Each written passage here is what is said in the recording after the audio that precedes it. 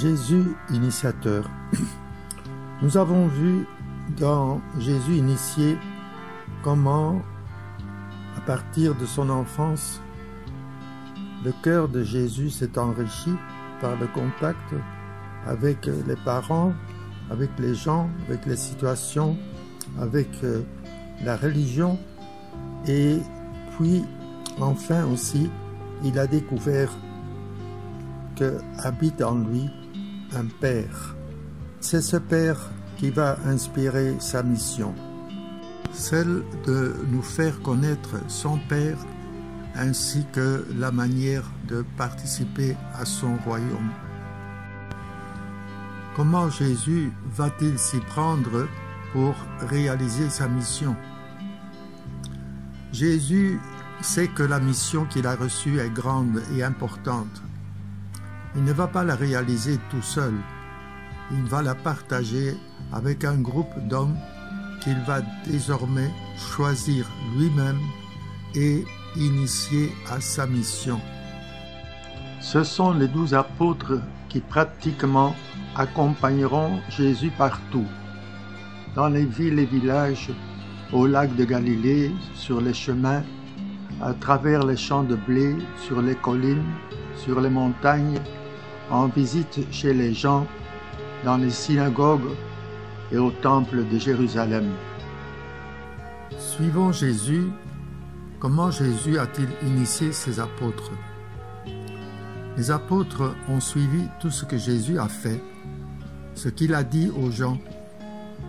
Ils ont observé ses gestes, mais plus encore, à travers tout cela, c'est Jésus lui-même qui les a initiés à sa mission, qui plus tard sera la leur. Tout au long des évangiles, nous voyons que Jésus initie ses apôtres à tout moment, dans toutes les circonstances de la vie. Les apôtres appellent spontanément Jésus Maître, Rabbi, ce qui veut dire initiateur. Lors de la pêche miraculeuse qui a commencé par les paroles « Maître, nous avons peiné toute la nuit sans rien prendre, mais sur ta parole, je vais jeter les filets. » Et la réponse de Jésus, « Sois sans crainte, désormais ce sont des hommes que tu prendras. » Nous voyons ici comment notre initiation donnée aux jeunes sera vaine si nous-mêmes ne sommes pas unis à Jésus et si nous ne faisons pas découvrir aux jeunes, aux enfants, l'existence de Jésus au fond de leur cœur. À partir des faits divers de la vie, des circonstances banales, Jésus a quelque chose à leur annoncer en plus. Nous lisons dans Saint Marc chapitre 8, versets 14 à 21. Les disciples avaient oublié d'emporter des pains. Ils n'avaient qu'un seul pain avec eux dans la barque. Or, Jésus leur faisait recommandation. Attention, prenez garde au levain des pharisiens et au levain d'Hérode.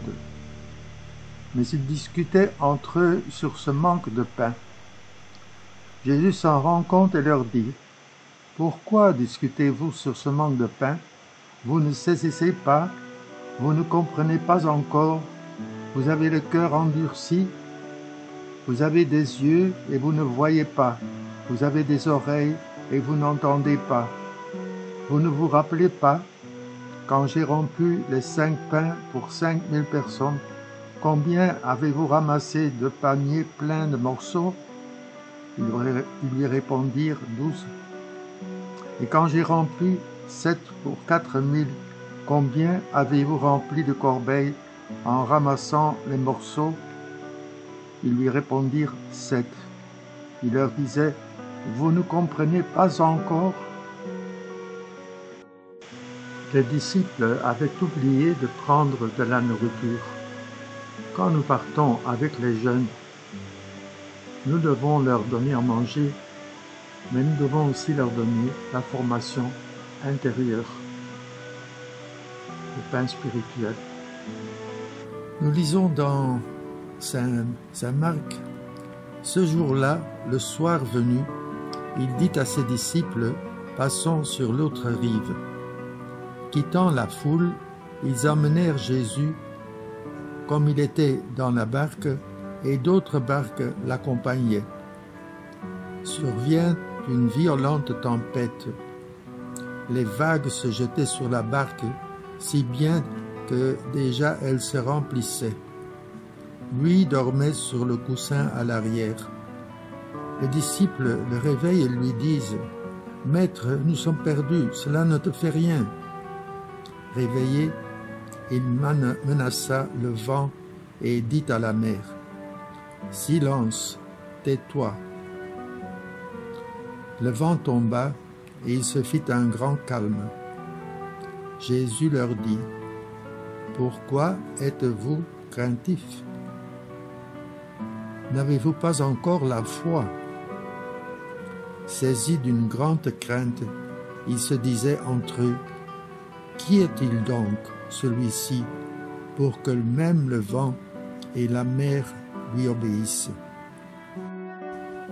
Des gens présentaient à Jésus des enfants pour qu'il pose la main sur eux, mais les disciples les écartèrent vivement. Voyant cela, Jésus se fâcha et leur dit « Laissez les enfants venir à moi, ne les empêchez pas, car le royaume de Dieu est à ceux qui leur ressemblent. Amen, je vous le dis. Celui qui n'accueille pas le royaume de Dieu à la manière d'un enfant n'y entrera pas. » Il les embrassait et les bénissait en leur imposant les mains.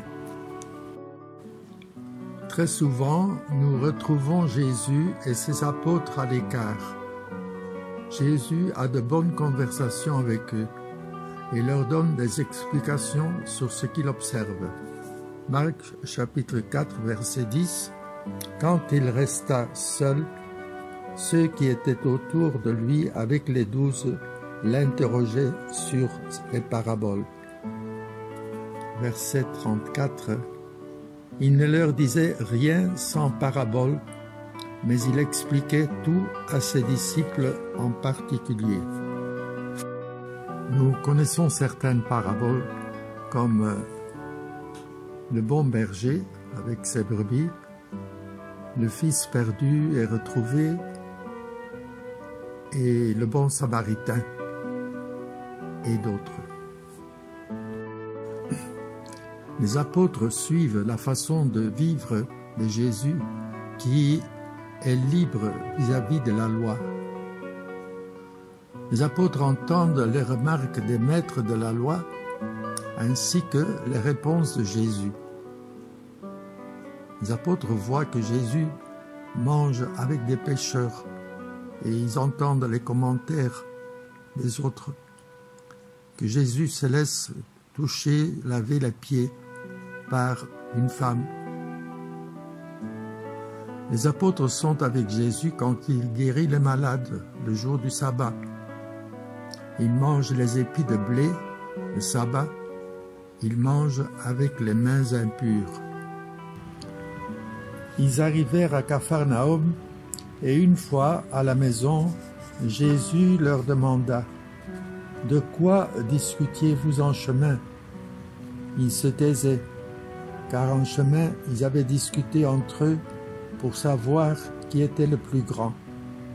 S'étant assis, Jésus appela les 12 et leur dit « Si quelqu'un veut être le premier, qu'il soit le dernier de tous et le serviteur de tous. » De retour à la maison, les disciples l'interrogeaient de nouveau sur cette question.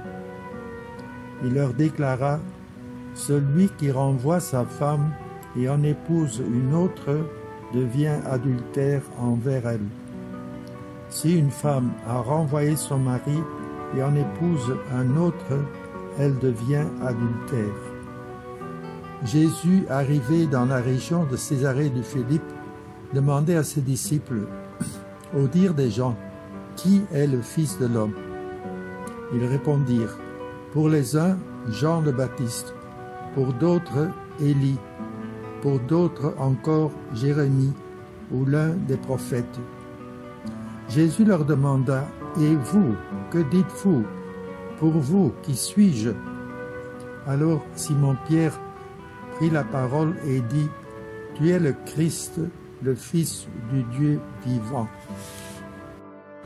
Quand les apôtres ne comprennent pas, Jésus leur explique encore. Marc 6, 52. « Confiance, c'est moi, n'ayez pas peur. » Il monta ensuite avec eux dans la barque et le vent tomba. Et en eux-mêmes, ils étaient au comble de la stupeur, car ils n'avaient rien compris au sujet des pains. Leur cœur était endurci. Marc 4, 13. Il leur dit encore, « Vous ne saisissez pas cette parabole? Alors, comment comprendrez-vous toutes les paraboles ?» Marc 9, 32. Partis de là, ils traversèrent la Galilée, et Jésus ne voulait pas qu'on le sache, car il enseignait ses disciples en leur disant, « Le Fils de l'homme est livré aux mains des hommes. Ils le tueront, et 3 jours après sa mort, il ressuscitera. » Mais les disciples ne comprenaient pas ces paroles, et ils avaient peur de l'interroger. En vérité, je vous le dis, vous me cherchez non parce que vous avez vu des miracles, mais parce que vous avez mangé des pains et que vous avez été rassasiés. Travaillez non pour la nourriture qui périt, mais pour celle qui subsiste pour la vie éternelle et que le Fils de l'homme vous donnera. Jean 26. Jésus vit que la foule s'attroupait. Il menaça l'esprit impur en lui disant, « Esprit qui rend muet et sourd, je te l'ordonne, sors de cet enfant, n'y entre plus jamais. » Ayant poussé des cris et provoqué des convulsions, l'esprit sortit. Quand Jésus fut rentré à la maison, ses disciples l'interrogèrent en particulier. « Pourquoi est-ce que nous n'avons pas réussi à l'expulser ?» Jésus leur répondit, « Cette espèce-là, rien ne peut la faire sortir, sauf la prière. » Penser comme Dieu, là il faut raisonner comme Jésus. Il n'y a pas de plus grand amour que de donner sa vie pour ceux qu'on aime, comme d'autres l'ont fait, comme Anorite. Et puis, à Pierre, il demande, « M'aimes-tu? Paie mes brebis. » C'est-à-dire, essaye de donner ta vie pour ces brebis, ne les laisse pas se perdre. Jésus est un bon organisateur. Jésus a une vue d'ensemble de sa mission. C'est pourquoi il choisit ses disciples, pour l'aider et pour les initier en même temps. Nous lisons dans Marc 6, Jésus leur demande, « Combien de pains avez-vous? Allez voir. » S'étant informés, ils lui disent 5 et 2 poissons. Il leur ordonna de les faire tous asseoir par groupe sur l'herbe verte. Ils se disposèrent par carrés de 100 et de 50. Jésus prit les 5 pains et les 2 poissons, et levant les yeux au ciel, il prononça la bénédiction et rompit les pains. Il les donnait aux disciples pour qu'ils les distribuent à la foule. Il partagea aussi les 2 poissons entre eux tous. Ils mangèrent tous et ils furent rassasiés. Et l'on ramassa les morceaux de pain qui restaient, de quoi remplir 12 paniers, ainsi que les restes des poissons. Ceux qui avaient mangé les pains étaient au nombre de 5000. Évangile de Marc, chapitre 14, versets 12 à 17. Le premier jour de la fête des pains sans levain, où l'on immolait l'agneau pascal, les disciples de Jésus lui disent « Où veux-tu que nous allions faire les préparatifs pour que tu manges la Pâque ?» Il envoie 2 de ses disciples en leur disant « Allez à la ville, un homme portant une cruche d'eau viendra à votre rencontre.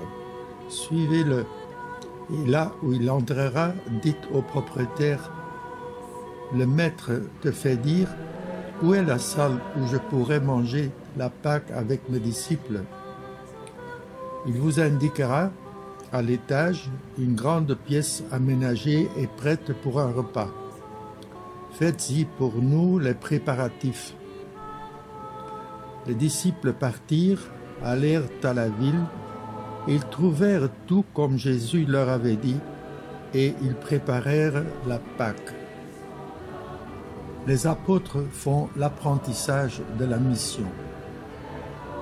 Jésus les envoie en mission et leur donne des conseils. Nous lisons dans l'Évangile. Jésus parcourait les villages d'alentour en enseignant. Il appela les 12.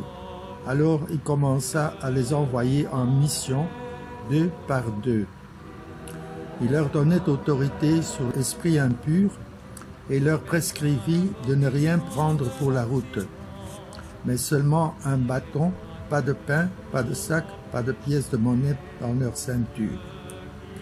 Mettez des sandales, ne prenez pas de tunique de réchange. Il leur disait encore, quand vous trouvez l'hospitalité dans une maison, restez-y jusqu'à votre départ. Si dans une localité on refuse de vous accueillir et de vous écouter, partez et secouez la poussière de vos pieds. Ce sera pour eux un témoignage. Ils partirent et proclamèrent qu'il fallait se convertir. Ils expulsaient beaucoup de démons, faisaient des onctions d'huile à de nombreux malades et les guérissaient. Marc 6, 30, 31. Jésus accueille les apôtres au retour. Nous lisons. Les apôtres se réunirent auprès de Jésus et lui annoncèrent tout ce qu'ils avaient fait et enseigné. Il leur dit, « Venez à l'écart dans un endroit désert et reposez-vous un peu. »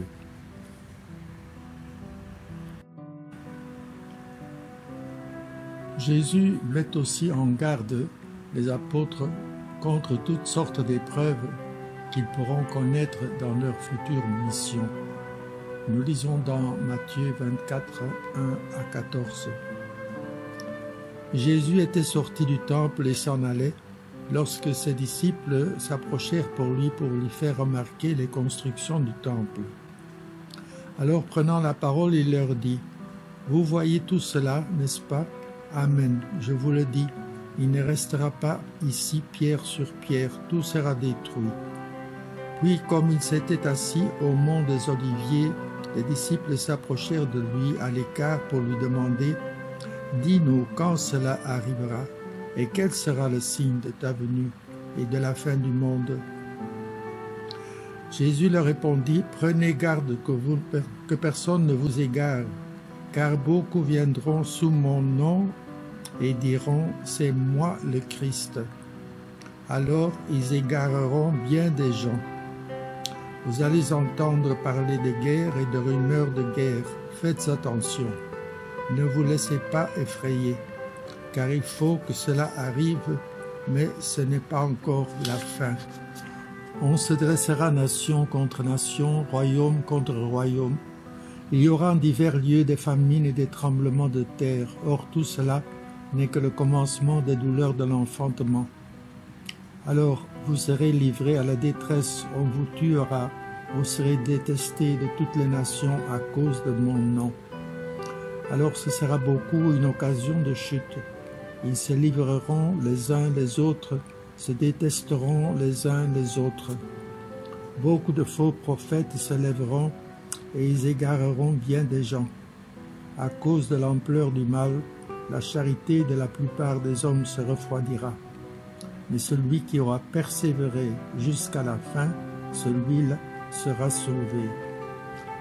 et cet évangile du royaume sera proclamé dans le monde entier. Il y aura là un témoignage pour toutes les nations. Alors viendra la fin. Nous continuons la lecture en Marc 13. Alors si quelqu'un vous dit, voilà le Messie, il est ici, voilà il est là-bas, ne le croyez pas. Il surgira des faux messies et de faux prophètes qui feront des signes et des prodiges afin d'égarer, si c'était possible, les élus. Quant à vous, prenez garde. Je vous ai dit à l'avance. En ces jours-là, après une pareille détresse, le soleil s'obscurcira et la lune ne donnera plus de sa clarté. Les étoiles tomberont du ciel et les puissances célestes seront ébranlées. Alors on verra le Fils de l'homme descendre dans les nuées avec grande puissance et avec gloire. Il enverra les anges pour rassembler les élus des 4 coins du monde, depuis l'extrémité de la terre jusqu'à l'extrémité du ciel. Prenez garde, restez éveillés, car vous ne savez pas quand sera le moment. Veillez donc, car vous ne savez pas quand vient le maître de la maison, le soir ou à minuit, au chant du coq ou le matin. S'il arrive à l'improviste, il ne faudrait pas qu'il vous trouve endormi. Ce que je vous dis là, je vous le dis à tous. Veillez. Il arriva que Jésus, en un certain lieu, était en prière. Quand il eut terminé, un de ses disciples lui demanda « Seigneur, apprends-nous à prier, comme Jean le Baptiste lui aussi l'a appris à ses disciples. » Il leur répondit « Quand vous priez, dites « Père, que ton nom soit sanctifié, que ton règne vienne. Donne-nous le pain dont nous avons besoin pour chaque jour. Pardonne-nous nos péchés, car nous-mêmes nous pardonnons aussi à tous ceux qui ont des torts envers nous, et ne nous laisse pas entrer en tentation. » Jésus leur dit encore, « Imaginez que l'un de vous est un ami et aille le trouver au milieu de la nuit pour lui demander « Mon ami, prête-moi 3 pains, car un de mes amis est arrivé de voyage chez moi et je n'ai rien à lui offrir. » Et si de l'intérieur l'autre lui répond « Ne viens pas m'importuner, la porte est déjà fermée, mes enfants et moi nous sommes couchés, je ne puis pas me lever pour te donner quelque chose. » Eh bien, je vous le dis, même s'il ne se lève pas pour donner par amitié, il se lèvera à cause du sans-gêne de cet ami et lui donnera tout ce qu'il faut. Moi je vous dis, demandez, on vous donnera, cherchez, vous trouverez, frappez, on vous ouvrira. En effet, quiconque demande reçoit, qui cherche trouve, à qui frappe on ouvrira. Quel père parmi vous, quand son fils lui demande un poisson, lui donnera un serpent au lieu du poisson? Lui donnera un scorpion quand il demande un œuf? Si donc vous qui êtes mauvais, vous savez donner de bonnes choses à vos enfants, combien plus le Père du ciel donnera-t-il l'Esprit Saint à ceux qui le lui demandent? Nous lisons dans Matthieu chapitre 6, 5 à 15. Et quand vous priez, ne soyez pas comme les hypocrites. Ils aiment à se tenir debout dans les synagogues et au carrefour pour bien se montrer aux hommes. Quand ils prient, amen, je vous le déclare, ceux-là ont reçu leur récompense. Mais toi, quand tu pries, retire-toi dans ta pièce la plus retirée, ferme la porte et prie ton Père qui est présent dans le secret. Ton Père qui voit dans le secret te le rendra. Lorsque vous priez, ne rabâchez pas comme les païens. Ils s'imaginent qu'à force de paroles, ils seront exaucés. Ne les imitez donc pas, car votre Père sait de quoi vous avez besoin avant même que vous l'ayez demandé. Les apôtres connaissent même des moments privilégiés de rencontre avec le Christ, comme la transfiguration. 6 jours après, Jésus prend avec lui Pierre, Jacques et Jean et les emmène eux seuls à l'écart sur une haute montagne, et il fut transfiguré devant eux. Ses vêtements devinrent resplendissants d'une blancheur telle que personne sur terre ne peut obtenir une blancheur pareille. Élie leur apparut avec Moïse, et tous deux s'entretenaient avec Jésus. Pierre alors prend la parole et dit à Jésus, « Rabbi, il est bon que nous soyons ici. Dressons donc 3 tentes, une pour toi, une pour Moïse et une pour Élie. » De fait, Pierre ne savait que dire, tant leur frayeur était grande. Survint une nuée qui les couvrit de son ombre, et de la nuée une voix se fit entendre. Celui-ci est mon Fils bien-aimé, écoutez-le. Soudain, regardant tout autour, ils ne virent plus que Jésus seul avec eux. Ils descendirent de la montagne et Jésus leur ordonna de ne raconter à personne ce qu'ils avaient vu avant que le Fils de l'homme soit ressuscité d'entre les morts. Et ils restèrent fermement attachés à cette parole, tout en se demandant entre eux ce que voulait dire ressuscité d'entre les morts. L'apôtre Jean nous donne des paroles en profondeur pour connaître le Christ. Quand il leur eut lavé les pieds, il reprit son vêtement et se remit à table et leur dit, « Comprenez-vous ce que je viens de faire pour vous? Vous m'appelez Maître et Seigneur, et vous avez raison, car vraiment je le suis. Si donc moi, le Seigneur et le Maître, je vous ai lavé les pieds, vous aussi, vous devez vous laver les pieds les uns aux autres. C'est un exemple que je vous ai donné afin que vous fassiez vous aussi comme j'ai fait pour vous. » Philippe lui dit, « Seigneur, montre-nous le Père, cela nous suffit. » Jésus lui répond, « Il y a si longtemps que je suis avec vous, et tu ne me connais pas, Philippe? Celui qui m'a vu a vu le Père. Comment peux-tu dire, montre-nous le Père? Tu ne crois donc pas que je suis dans le Père et que le Père est en moi? Les paroles que je vous dis, je ne les dis pas de moi-même. Le Père qui demeure en moi fait ses propres œuvres. Moi, je suis la vigne, vous les sarments.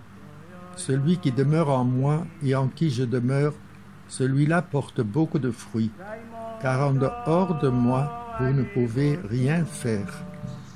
Si vous demeurez en moi et que mes paroles demeurent en vous, demandez tout ce que vous voulez et cela se réalisera pour vous. Ce qui fait la gloire de mon Père, c'est que vous portiez beaucoup de fruits et que vous soyez pour moi des disciples. Et un peu plus loin,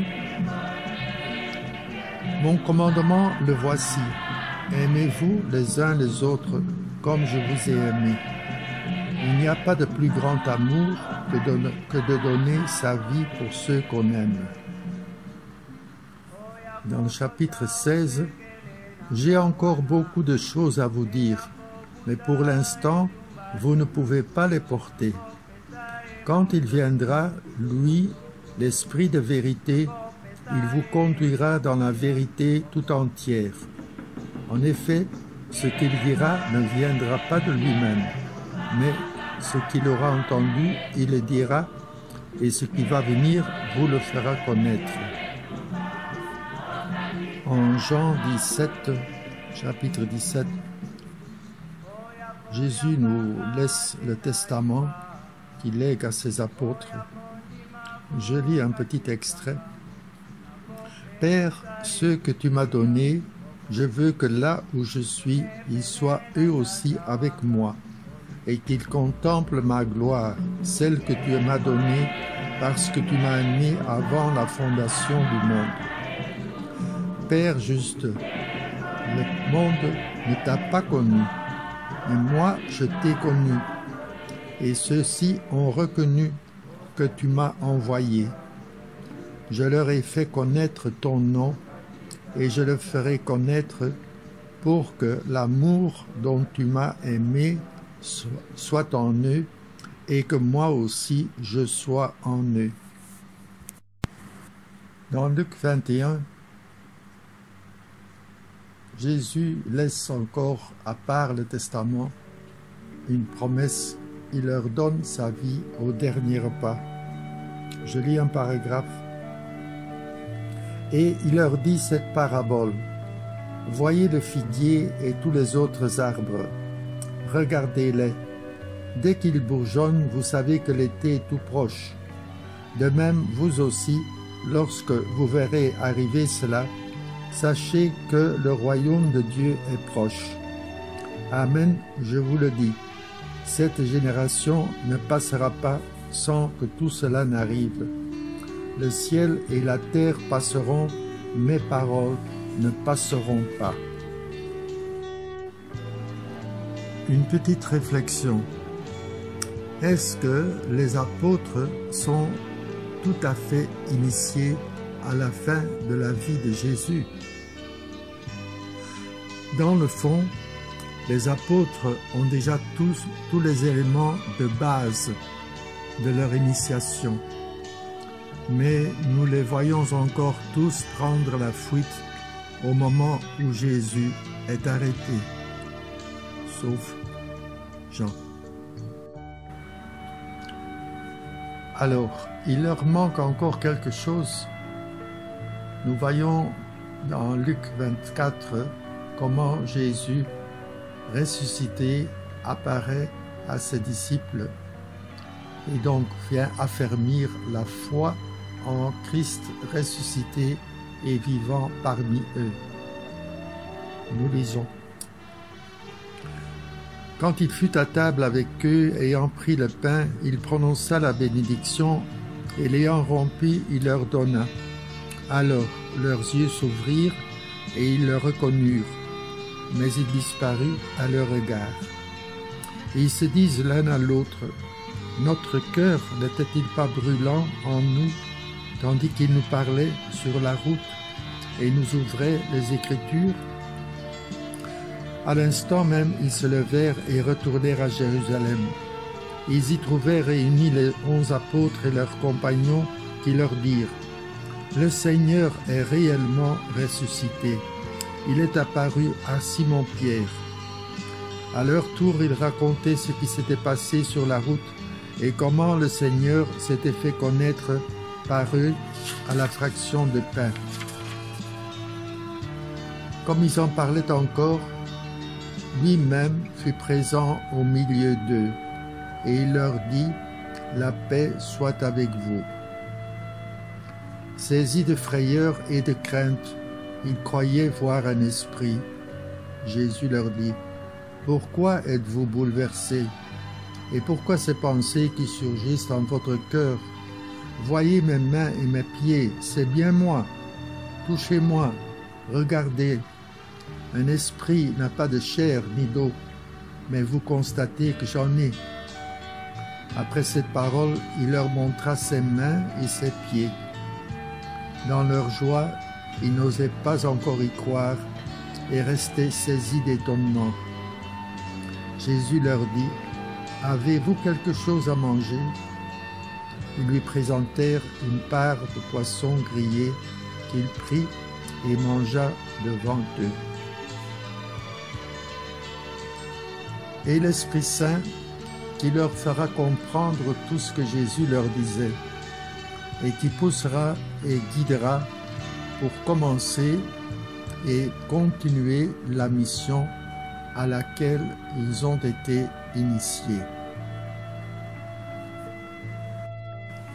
Pour les aumôniers, les coordinations PEJ, c'est-à-dire la pastorale des enfants et des jeunes, cette question-ci. Quels aspects initiatiques aimerions-nous suggérer et encourager dans tous les mouvements de la PEJ? Il s'agit donc des petits-enfants, dont les totos par exemple. Il s'agit de 11 à 14 ou 15 ans, comme les Kizito Anuarit. Il s'agit des adolescents, comme les Bilenyamwinda et autres groupes. Et puis, il s'agit des grands jeunes ou universitaires.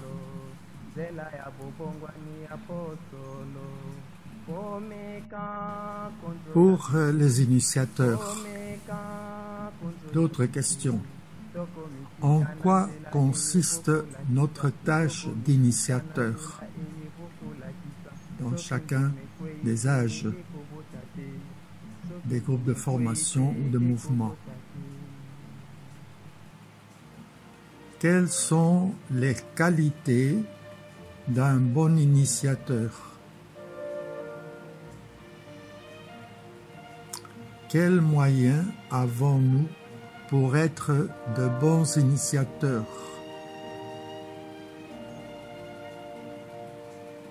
Tous les mouvements ou groupes de formation de la PEJ sont initiatiques. Comment expliquer cela? Citez les aspects initiatiques de votre groupe de formation, que ce soit les totos, les cas, les bilingués, les grands jeunes et d'autres groupes de formation.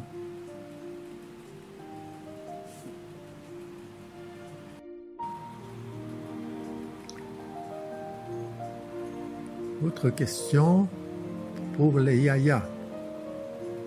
Qu'attendons-nous de nos initiateurs? Tous les mouvements ou les groupes de formation de la pastorale des jeunes sont initiatiques. Comment expliquer cela? Citez les aspects initiatiques de votre groupe de formation au mouvement.